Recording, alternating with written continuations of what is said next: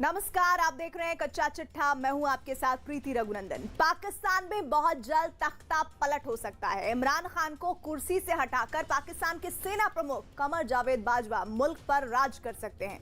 इसके पीछे वजह यह कि इमरान खान लगातार बाजवा के खिलाफ साजिशें रच रहे हैं, जबकि बाजवा को इमरान की साजिशों की भनक लग चुकी है।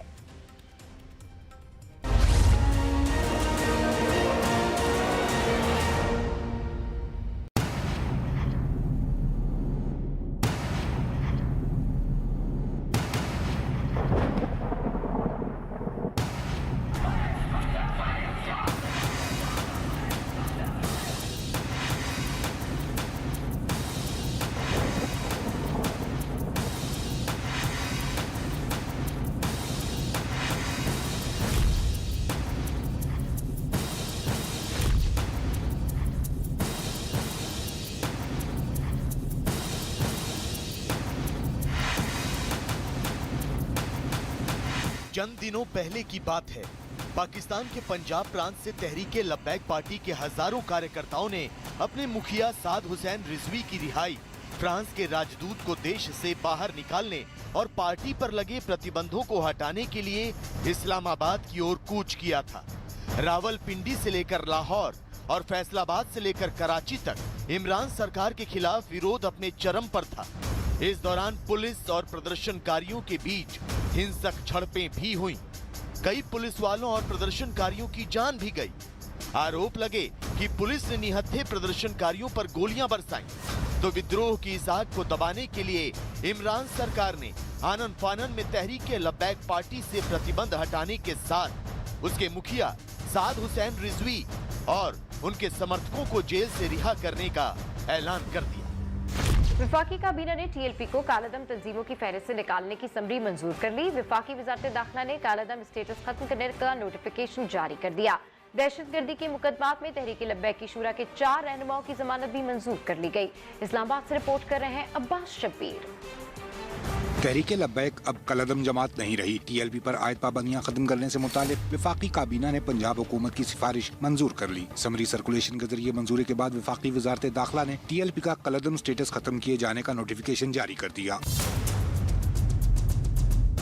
तहरीके लब्बैक के कट्टरपंथियों के सामने इमरान खान के सरेंडर करने के बाद मामला बहुत हद तक शांत हो चुका है, लेकिन इस मामले से जुड़े कुछ फैसलों पर इमरान खान और उनके सिपह सालार कमर जावेद बाजवा के बीच तलखी बढ़ती जा रही है। इतनी कि पाकिस्तान में इस बात की चर्चा जोरों पर है कि किसी भी वक्त कमर जावेद बाजवा इमरान सरकार के खिलाफ विद्रोह का झंडा बुलंद कर सकते हैं। पाकिस्तान के अखबार डॉन की एक रिपोर्ट के मुताबिक इमरान खान ने टीएलपी के प्रदर्शनकारियों के खिलाफ बल प्रयोग की मंजूरी दी थी, लेकिन पाकिस्तान की सेना इमरान सरकार के इस फैसले के खिलाफ थी। सरकार के इस फैसले पर चर्चा के लिए कमर जावेद बाजवा ने 29 अक्टूबर को राष्ट्रीय सुरक्षा समिति की बैठक बुलाई। बैठक में बाजवा ने कहा कि अगर प्रदर्शनकारियों पर गोलियां चलेंगी तो इसके गंभीर नतीजे होंगे। सरकार अगर इन संभावित नतीजों के बावजूद अपने फैसले पर टिकी है तो इसकी जिम्मेदारी भी वही ले। लेकिन सबसे ज्यादा गौर करने वाली बात यह कि राष्ट्रीय सुरक्षा समिति की इस अहम बैठक में इमरान खान ही शामिल नहीं हुए।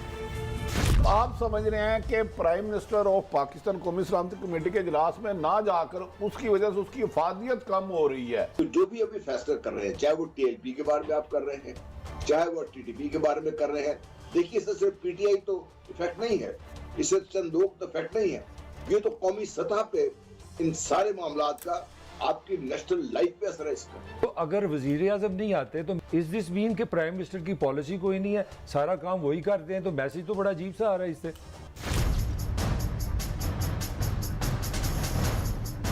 तहरीके लब्बैक के हिंसक प्रदर्शन पर बुलाई गई नेशनल सिक्योरिटी काउंसिल की बैठक से इमरान खान का नदारद रहना और इस बैठक के 2 दिन पहले इमरान के चहेते मंत्री फवाद चौधरी का प्रदर्शनकारियों के खिलाफ बल प्रयोग करने की चेतावनी देना साफ कर रहा था कि सरकार और सेना के बीच तलवारें खिंच गई। लेकिन सवाल ये कि पाकिस्तान की सेना तहरीके लब्बैक के प्रदर्शनकारियों पर सख्ती बरतने से क्यों बच रही थी, और दूसरा सवाल ये कि इमरान खान कट्टरपंथी पार्टी तहरीके लब्बैक को सबक सिखाने के मूड में क्यों थे। दरअसल ये सब कुछ इमरान खान की शैतानी साजिश का हिस्सा था। इमरान खान टीएलपी के प्रदर्शनकारियों पर बल प्रयोग कर सेना को बदनाम करना चाहते थे। इमरान खान चाहते थे कि प्रदर्शनकारी मारे जाएं और सारा कसूर कमर जावेद बाजवा के सिर आए। इमरान खान का प्लान था कि किसी तरह प्रदर्शनकारी और आर्मी आमने सामने आ जाए और वो इसका फायदा उठाएं। लेकिन बाजवा ने इमरान की साजिश को भांप लिया और सेना की वर्दी पर प्रदर्शनकारियों के खून के छींटे लगने नहीं दी।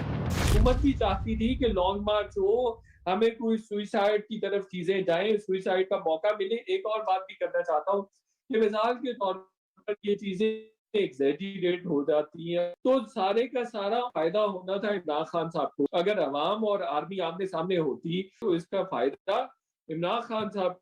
ये आर्मी चीफ ने बहुत अच्छा एक्ट किया है, चीजें नेगोशिएट करके। फिलहाल पाकिस्तान मीडिया में इस बात पर चर्चा हो रही है कि इमरान सरकार कब तक अपनी खैर मनाएगी। तहरीके लब्बैक पर से प्रतिबंध हटाने से उसकी मुश्किलें भी खत्म नहीं होंगी, क्योंकि अब दूसरे कट्टरपंथी संगठन भी उन पर लगे प्रतिबंध हटाने की मांग करने लगे। पाकिस्तान की सेना भी इन कट्टरपंथी संगठनों के साथ खड़ी हो गई। ऐसे में इमरान खान के पास दो ही विकल्प हैं, या तो वो सेना के सामने हथियार डाल दें, प्रधानमंत्री की कुर्सी छोड़ दें, या फिर उसकी कठपुतली बनकर काम करें। क्योंकि नए आईएसआई चीफ की बहाली, तालिबान से जुड़े फैसलों से लेकर तमाम मुद्दे अब कमर जावेद बाजवा को उनकी मुखालफत के लिए मजबूर कर चुके हैं। इमरान के लिए बाजवा बड़ी मुसीबत बनते जा रहे हैं, तो दूसरी तरफ उनके सलाहकार भी उन्हें बेइज्जत करने का मौका नहीं छोड़ रहे हैं। इमरान के मजहबी मामलों के सलाहकार ने महिलाओं पर एक ऐसा बयान दे दिया है जिसकी चर्चा पूरे पाकिस्तान में है। इमरान खान से लोग पूछ रहे हैं कि वो अपने इस महिला विरोधी सलाहकार के खिलाफ एक्शन कब लेंगे।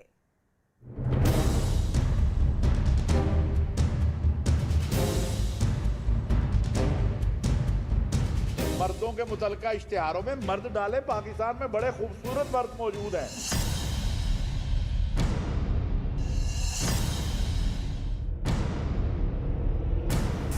ये है पाकिस्तान की उलेमा काउंसिल के प्रमुख ताहिर महमूद अशरफी। इनका एक और तारुफ है और वो है इमरान खान के मजहबी मामलों के सलाहकार।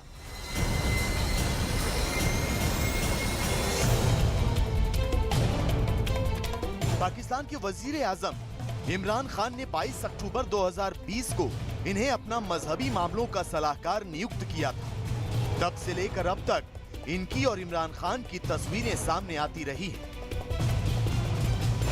प्रधानमंत्री आवास में इनका आना जाना लगा रहता है। लेकिन अब ताहिर महमूद अशरफी ने एक ऐसा बयान दिया है जिससे इमरान खान की जगहंसाई हो रही है, पूरे पाकिस्तान की दुनिया में रुसवाई हो रही है। सुनिए इमरान खान के सलाहकार ताहिर महमूद अशरफी ने क्या कहा।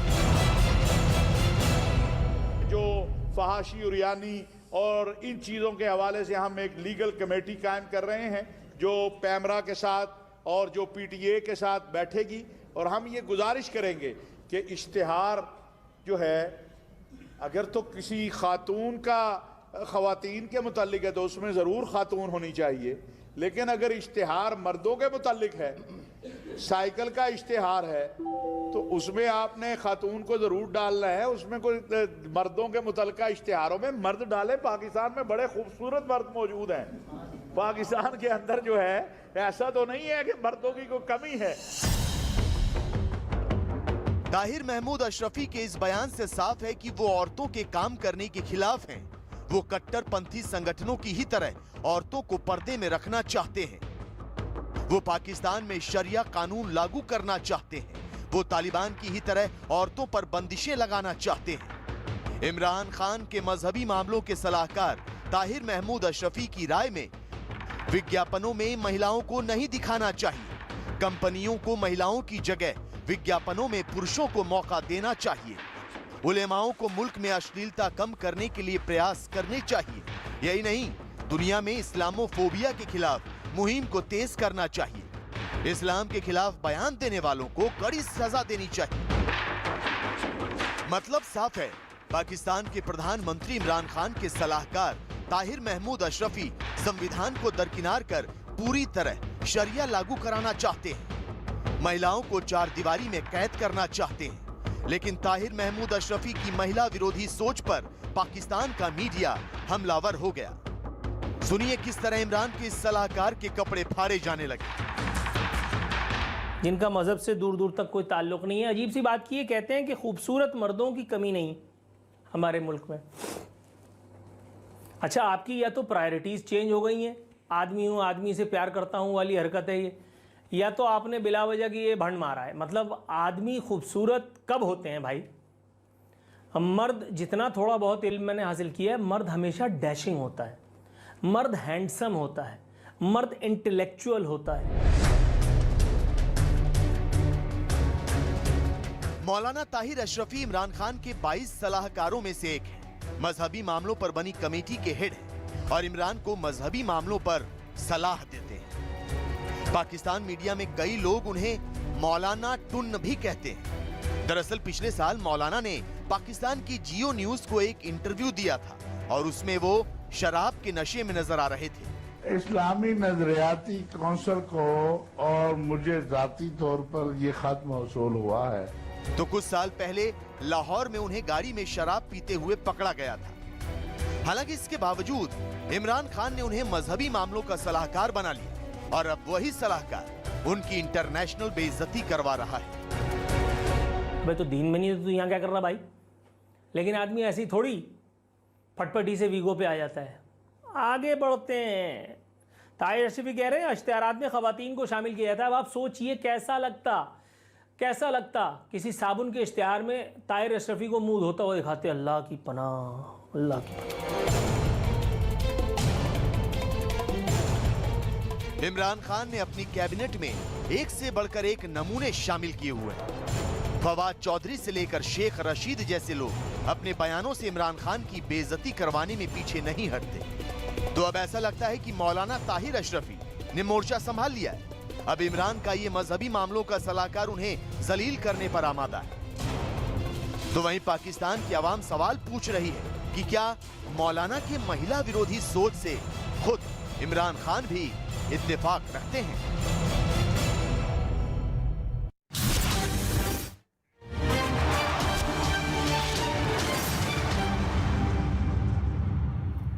और अब बात चीन की। चीन ने अपने एक अत्याधुनिक लड़ाकू विमान को सेना में शामिल करने के लिए पहला कदम आगे बढ़ा दिया है। इस अत्याधुनिक विमान में ऐसी खूबियां हैं कि अमेरिका में भी इस पर मंथन हो रहा है। ड्रैगन की इस डरावनी उड़ान के बारे में जानने के लिए देखिए हमारी ये रिपोर्ट।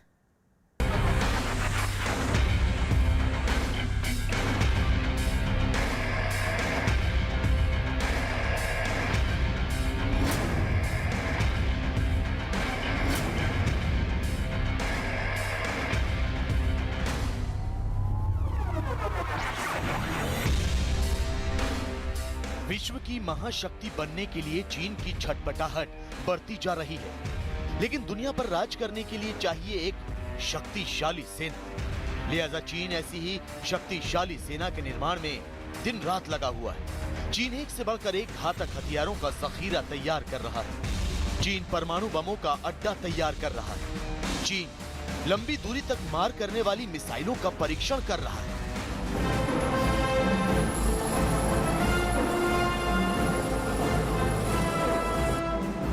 चीन समंदर के नीचे दबे पांव दुश्मन को तबाह करने वाली पनडुब्बियां बना रहा है। चीन की People's Liberation Army super power America को पीछे छोड़ने के लिए लगातार अपनी ताकत में इजाफा कर रही है। और अब चीन एक ऐसा लड़ाकू विमान अपने बेड़े में शामिल करने जा रहा है जो दावों के मुताबिक अमेरिका की भी परेशानियां बढ़ा सकता है। चीन के सरकारी अखबार ग्लोबल टाइम्स ने दावा किया है कि चीन का J-16D लड़ाकू विमान युद्ध जैसी स्थितियों के लिए पूरी तरह तैयार है। लड़ाकू विमान J-16D को असल युद्ध की स्थितियों का सामना करने के लिए ट्रेनिंग पर भेजा गया है। ये विमान चीन के J-20 स्टेल्थ लड़ाकू विमानों के साथ मैदान में उतरेगा। ग्लोबल टाइम्स के इस दावे से भारत और अमेरिका की चिंताएं बढ़ गईं। इससे दोनों देशों के सुरक्षा तंत्र पर खतरा मंडराने लगा है। J-16D लड़ाकू विमानों की उड़ान से पूरी दुनिया सावधान हो गई है। चीन अपने हवाई अटैक्स को बेकार दर्शाए अचानक हमला करने की काबिलियत रखता है। यही कारण है कि अमेरिका इसके ऊपर सख्त निगरानी रख रहा है।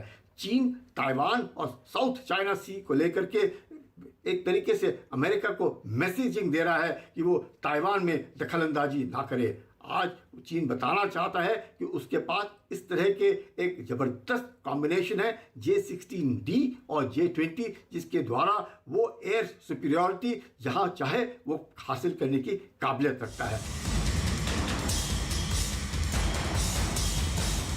अब सवाल ये कि आखिर J-16D लड़ाकू विमान की क्या खासियत है? इस फाइटर जेट से अमेरिका और भारत की चिंताएं क्यों बढ़ गई हैं? इससे भारत और अमेरिका का सुरक्षा तंत्र कैसे प्रभावित होगा? तो आपको बता दें कि चीन का ये फाइटर जेट दुश्मन के रडार को जैम कर सकता है। इस लड़ाकू विमान में इलेक्ट्रॉनिक सर्वेलेंस और रडार जैम करने वाले उपकरण लगे हुए हैं। इसके अलावा इसमें हवा से हवा में मार करने वाली कई आधुनिक मिसाइलें भी लगी हैं। चीनी वायुसेना का J-16D विमान J-20 के साथ मिलकर दुश्मन की सेना पर भारी पड़ेगा। ये लड़ाकू विमान दुश्मन के अर्ली वार्निंग सिस्टम को बंद कर देगा और रडार को जैम कर देगा, जबकि J-20 खुद ही स्टेल्थ तकनीक से लैस है और वो दुश्मन पर धावा बोल देगा। ऐसी स्थिति में ये दोनों विमान मिलकर दुश्मन के ऊपर सटीक हमला कर सकते हैं। मतलब ये कि दुश्मन को जवाबी कार्रवाई का मौका भी नहीं मिलेगा। J-16D न्यू इलेक्ट्रॉनिक एयरक्राफ्ट, जिसको चीन ने इस साल शुरुआत में एयर शो में दर्शाया था, अब उसने J-20 still 5th generation aircraft के साथ युद्ध अभ्यास कर रहा है। ये जो कॉम्बिनेशन है एक वाकई ज़बरदस्त कॉम्बिनेशन है, जिससे चीन जो है एयर सुपीरियरिटी हासिल कर सकता है। ये जो J-16D है twin seater twin engine multi role aircraft, जिसमें इलेक्ट्रॉनिक वॉरफेयर के पॉड्स लगे हुए हैं, दुश्मन के कम्युनिकेशन और रडार्स को जैम करने की काबिलियत रखता है।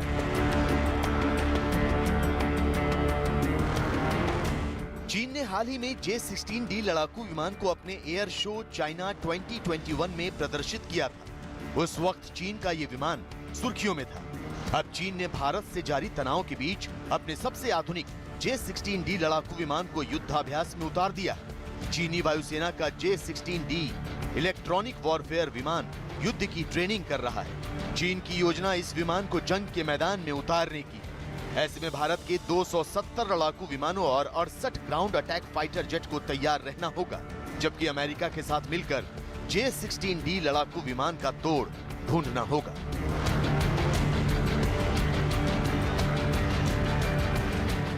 चीन के पड़ोसी मुल्क उत्तर कोरिया में हाहाकार मचा हुआ है। उत्तर कोरिया में लोग भूख से बिलख रहे हैं। तो इस आफत काल में किम जोंग उन ने एक तालिबानी फरमान सुना दिया है। किम ने फसल चोरी करने वालों को बिना चेतावनी के गोली मारने का हुक्म दिया है।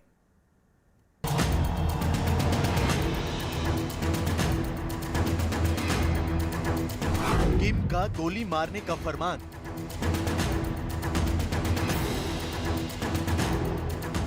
फसल चोरी की तो जाएगी जान।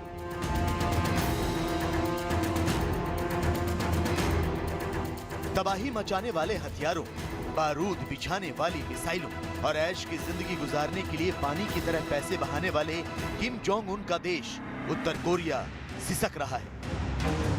उत्तर कोरिया के राष्ट्रपति किम जोंग उन की आंखों के सामने जनता भूख से बिलख बिलख कर दम तोड़ रही है।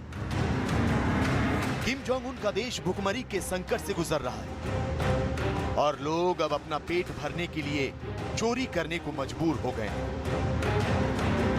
लेकिन हैरानी यह है कि इस आफतकाल में भी किम अपनी तुनक मिजाजी से बाज नहीं आ रहे।